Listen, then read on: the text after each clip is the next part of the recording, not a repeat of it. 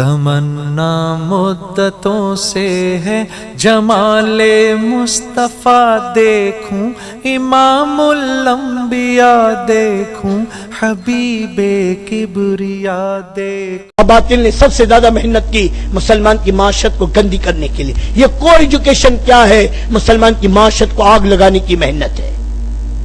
یہ یونیفارم آدھی چڈیاں کیا ہے؟ یہ مسلمان کی معاشرت کو بے حیا بنانے کی ہے۔ یہ بابا سوٹ بیبی سوٹ کون لا کر پہنا رہا ہے بچوں کو؟ ماں باپ لا کر پہنا رہے، بچے نہیں کہتے ہمیں لا کر پہناؤ۔ آج ہمیں اپنے بچوں کے بدن پر سنت والا لباس اچھا نہیں لگتا۔ بچپن سے ہم نے بچوں کو غیروں کی گندگی دی، پھر چاہتے رحمت والی زندگی آ جائے۔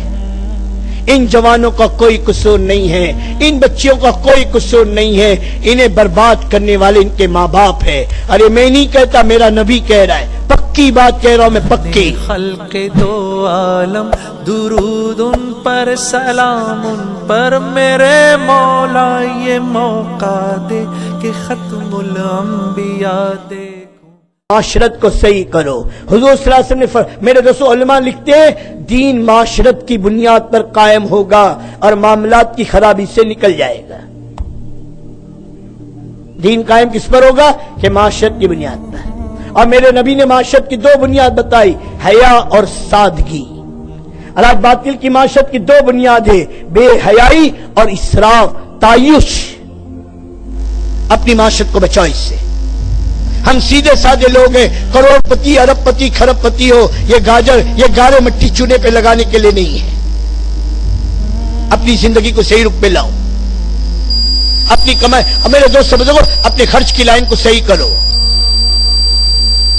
حضور پاک صلی اللہ علیہ وسلم جو مبارک زندگی لے کر آئے ہیں، وہ مبارک زندگی ہماری معاشرت میں زندہ ہونی چاہیے۔ بیٹی فاطمہ کہہ رہی ہے، حیا کا حال دیکھو، اے علی میرے جنازے کو آدھی رات کو لے کر چلنا، میں نہیں چاہتی کسی غیر محرم کی نگاہ میرے جنازے پر پڑے۔ ہاں، عورت مرنے کے بعد قابل احترام، قبر میں جانے سے پہلے اس کے جنازے پر پردہ کیا گیا۔ یہ کسی کی ماں، کسی کی بہن، کسی کی بیٹی، کسی کی بیوی مرنے کے بعد بھی اتنی قابل احترام ہے کہ اس کی کفن میں لپیٹی لاش کو بھی کوئی غیر محرم نہیں دیکھ سکتا۔ فرض نماز کے لیے عورت مسجد میں، اور مسجد سے بہتر اندر کے کمرے میں، اپنے گھر میں، اور گھر کے اندر کے کمرے میں عورت جتنا چھپ کر نماز پڑھے اس کے فضائل اتنے زیادہ ہیں۔ فرض نماز کے لیے مسجد میں نہیں آ سکتی۔ اور آج یہ عورت بازاروں میں بنٹھن کے پھر رہی ہے۔ اللہ نے عورت کے نام کا بھی پردہ، پورے قرآن میں کئی عورتوں کا تذکرہ ہے، سوائے ایک عورت کے نام کے اللہ نے پورے قرآن میں کسی عورت کا نام نہیں لیا، اور وہ بھی نام بطور حجت کے ہے۔ جب لوگوں نے کہا عیسیٰ اللہ کا بیٹا ہے تو اللہ نے کہا کہ نہیں نہیں، عیسیٰ ابن مریم، عیسیٰ مریم کا بیٹا ہے، وہ اللہ کا بیٹا نہیں ہے۔ باقی کسی عورت کا نام نہیں، عورت کے نام کو اللہ نے چھپایا۔ آج تو پیپروں میں آ رہا ہے، آج تو بورڈوں پر آ رہا ہے، واہ ترقی واہ، جس کے نام کو رب چھپا ہے۔ آج اس کے نام اور اس کے نام ہمیں جو اس کی زندگی چہرے کہاں چلی گئی حیا ہماری؟ ہم تو اس معاشرے کے لوگ تھے، جوان بیٹی اپنے باپ کے سامنے سر پہ دوپٹے کے بغیر نہیں آتی تھی۔ جس قوم کی معاشرت بگڑ جاتی ہے وہ قوم دنیا سے مٹ جاتی ہے۔ اور باطل نے سب سے زیادہ محنت کی مسلمان کی معاشرت کو گندی کرنے کے لیے۔ یہ کو ایجوکیشن کیا ہے؟ مسلمان کی معاشرت کو آگ لگانے کی محنت ہے۔ یہ یونیفارم آدھی چڈیاں کیا ہے؟ یہ مسلمان کی معاشرت کو بے حیا بنانے کی ہے۔ ہاں، یہ بابا سوٹ بیبی سوٹ کون لا کر پہنا رہا ہے بچوں کو؟ ماں باپ لا کر پہنا رہے، بچے نہیں کہتے ہمیں لا کر پہناؤ۔ آج ہمیں اپنے بچوں کے بدن پر سنت والا لباس اچھا نہیں لگتا۔ بچپن سے ہم نے بچوں کو غیروں کی گندگی دی، پھر چاہتے رحمت والی زندگی آ جائے۔ ان جوانوں کا کوئی قصور نہیں ہے، ان بچیوں کا کوئی قصور نہیں ہے، انہیں برباد کرنے والے ان کے ماں باپ ہے۔ ارے میں نہیں کہتا، میرا نبی کہہ رہا ہے، پکی بات کہہ رہا ہوں میں، پکی۔ اللہ کے نبی پاک صلی اللہ علیہ وسلم فرمایا، جس کا مفہوم یہ سنا، ہر بچہ فطرت سلیم پر پیدا ہوتا ہے۔ اللہ کسی بچے کو بے ایمان نہیں پیدا کرتا۔ پھر اسے کون بے ایمان بناتا ہے؟ ہم کہتے باہر کا ماحول، اور میرا نبی کہتا اس کے ماں باپ۔ کون بناتا ہے؟ اگر ماں باپ یہودی ہے اپنی اولاد کو یہودی بنا رہے، ماں باپ عیسائی ہے اپنی اولاد کو عیسائی بنا رہے، ماں باپ مشرک بے ایمان ہے اپنی اولاد کو مشرک اور بے ایمان بنا رہے، میں پوچھتا ہوں کہ ایک مسلمان ماں باپ بھی اپنی اولاد کو مسلمان بنا رہے، اپنی اولاد کو دین دے رہے؟ ہاں، آج اس کی ایجوکیشن کی فکر ہے، اس کے قرآن کی فکر ہے؟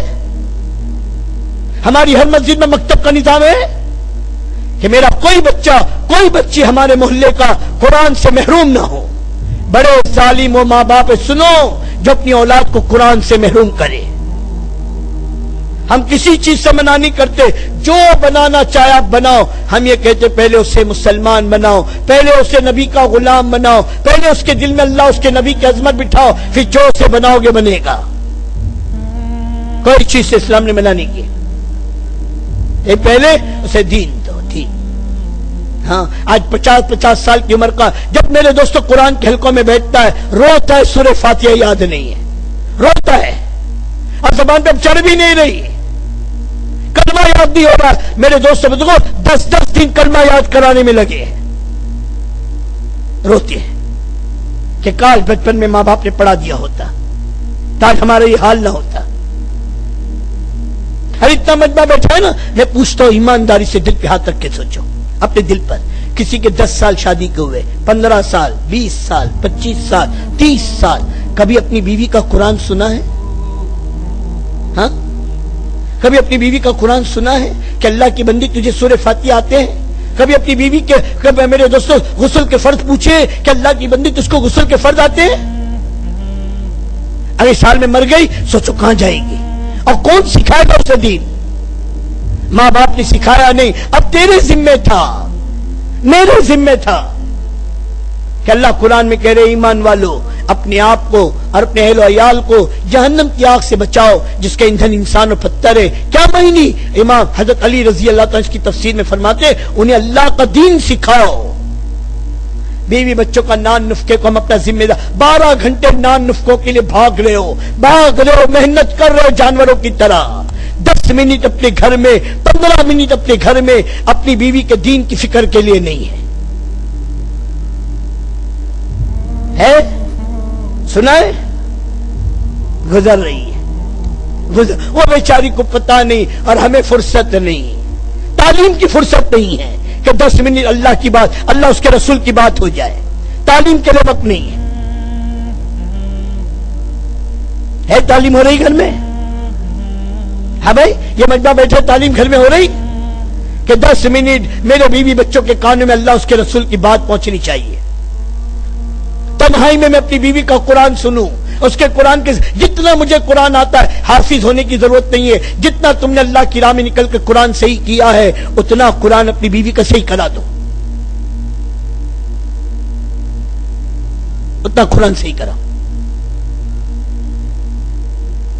کہ بھئی یہ ضرورت ہے نہیں، بتاؤ، ارے بولو نا، یہ ضروری ہے نا، تو سنو گے نا انشاءاللہ اور کرو گے نا اس کو، اپنے گھر میں دین لاؤ، اپنی معاشرت کو دیندار بناؤ۔